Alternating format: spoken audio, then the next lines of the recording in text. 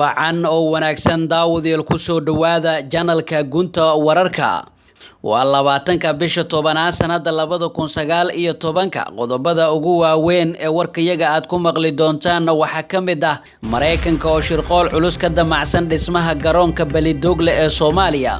gudoonka golaha shacabka oo amar culus duldhigay xildhibaanada wasiirada ah ee ku jira golaha shacabka Cabdirashiid Xidig oo 3 sabab darteeda kula heshiinaya Axmed Madoobe wasiirka arrimaha gudaha oo ku jahwareersan xaalka Galmudug iyo kulamo aan loo kala kicin oo ka socda magaalada Dhuusamareeb wadaad arin siyaasadeed masjid kaga hadlay oo Puntland war culus ka soo saartay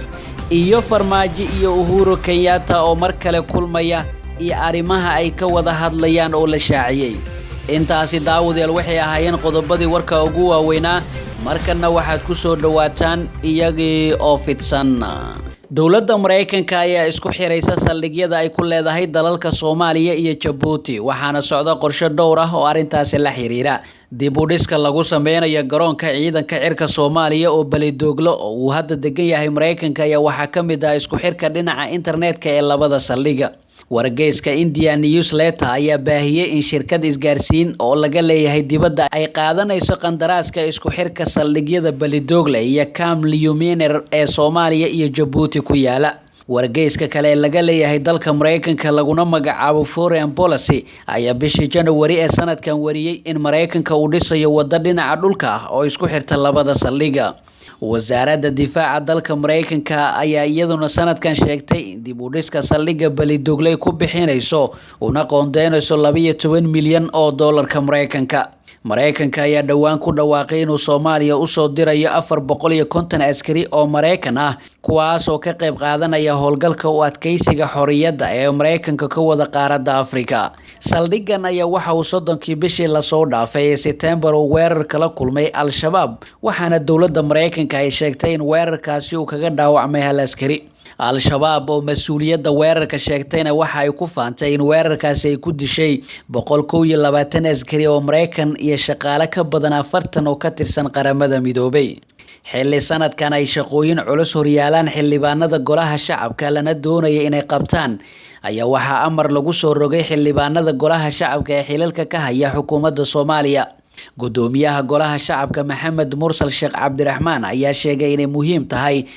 in xildhibaanada golaha shacabka ay qabtaan shaqooyinka horyaala gudoomiyaha ayaa ka dhawaajiyay inay jiraan xildhibaano fara badan oo ka maqan kulimada oo yeelanayaan xildhibaanada golaha shacabka kuwaas ayuu sheegay in looga baahan yahay in kulamada ka soo qayb galaan gudoomiyaha golaha shacabka ayaa farta ku fiiqay xildhibaanada ka tirsan golaha wasiirada ee xukuumadda waxaana uu ku amray in laga doonayo inay kulamada ka soo qayb galaan Maxamed Mursal Sheekh Cabdiraxmaan gudoomiyaha golaha shacabka ayaa ku celiyay in xildhibaanadaasi uu ku amrayo inay yimaadaan fadhiyada caadiga ee golaha shacabka gudoomiyaha golaha shacabka ayaa hadalkan ka sheegay kulankii ugu horeeyay ee fadhigiisa 6aad ee golaha shacabka oo xildhibaanada ay ku yeesheen magaalada Muqdisho kulankan ayaa markii ugu horeysay ka qabsoomay xarunta cusub ee golaha shacabka ee Villa Hargeysa oo ku dhex yaala qasriga madaxtooyada Villa Soomaaliya markana Jubbaland xildhibaan Cabdirashiid Maxamed Xidig oo ka tirsan golaha shacabka ee baarlamaanka Soomaaliya isla markaana dhawaan sheegtay in loo doortay madaxweynaha Jubbaland ayaa lagu wadaa inuu dhawaan qaato heshiis uu la galay Axmed Madoobe warbaahinta ayaa ogaatay in Cabdirashiid Xidig wada hadal miradhala uu ku soo dhamaaday uu la qaatay madaxweynaha Puntland Siciid Cabdilaahi Dani ka hor intuusan ka ambabixin magaalada Kismaayo madaxweyne Dani ayaa xildhibaan Cabdirashiid kala hadlay inuu ka tanaasulo sheegashada madaxweynaha Jubbaland isla markaana madaxweyne Dani uu xalin doono dhammaan tabashooyinka uu qabo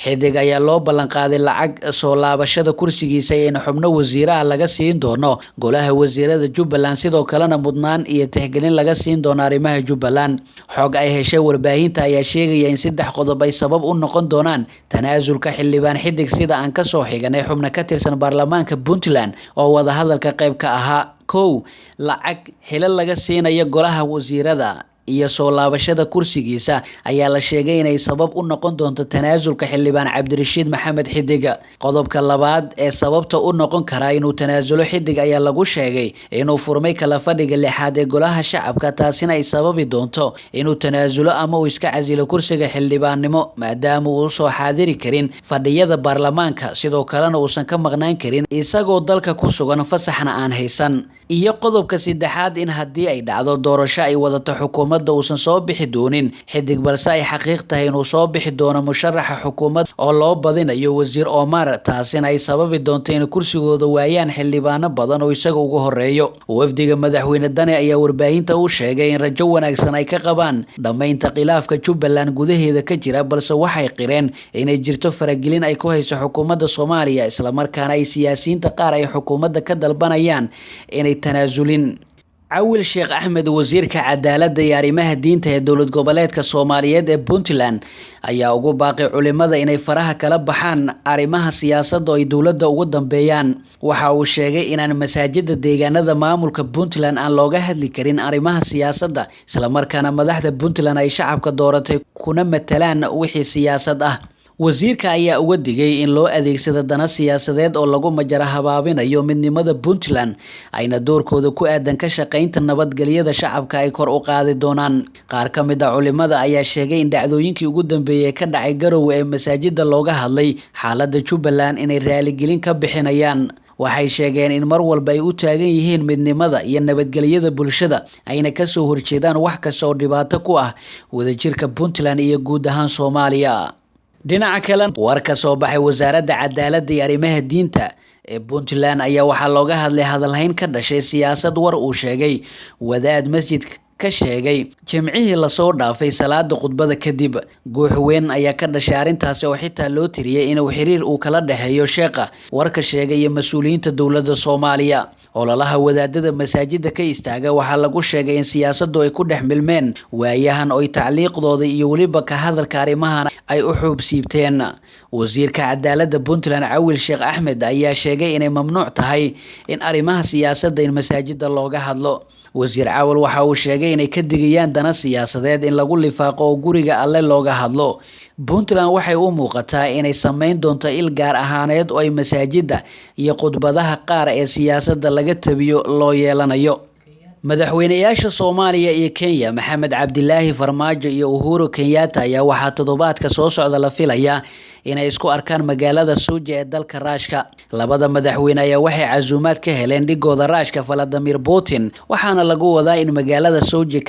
kaga qayb galaan shirka koowaad ay yeelanayaan madaxweynayaasha Ruushka iyo kuwa Ankara. Xukuumadda Moscow ayaa waxay shirkani ku casuumtay in ka badan 50 hogaamiyayaal oo reer Afrikaan ah. Shirkan ay yeelanayaan madaxda Afrika iyo madaxweynaha Ruushka ayaa 23 bishan ka furmaya magaalada Sochi, iyadoo uu socon doono muddo 2 maalmood ah. Madaxweynaha Soomaaliya iyo wafdi uu hogaaminayo ayaa toddobaadka soo socda lagu wadaa inay ka ambabaxaan magaalada Muqdisho, iyagoo ku sii gudbaya magaalada Sochi ee dalxiiska caanka ku ah. Inta shirka uu socdo magaalada Sochi ay madaxda galaangal u yeelan doontaa kulamo ay si gaargaar ah isugu arkayaan. Ila wareedyo ayaa sheegaya in madaxda Soomaaliya iyo Kenya ay mar kale fursad u heli doonaan inay kulmaan, balse ma cadda cidda markaan kulan siin doonta. Madaxweynaha Masar Cabdul Fattah al-Sisi oo ka qayb galaya shirka Sochi ayaa ahaa midkii labada dhinac suurtageliyay inay kulmaan bishii hore ee September, kaasoo ka dhacay magaalada New York ee cariga dalka Mareykanka. Xiriirka madaxda Soomaaliya iyo Kenya ayaa muddooyinkii ugu dambeeyay ahaa mid aan wanaagsaneyn kadib markii habdhaqanka guracan ee Kenya uu ka careysiiyay madaxda qaranka Soomaaliyeed.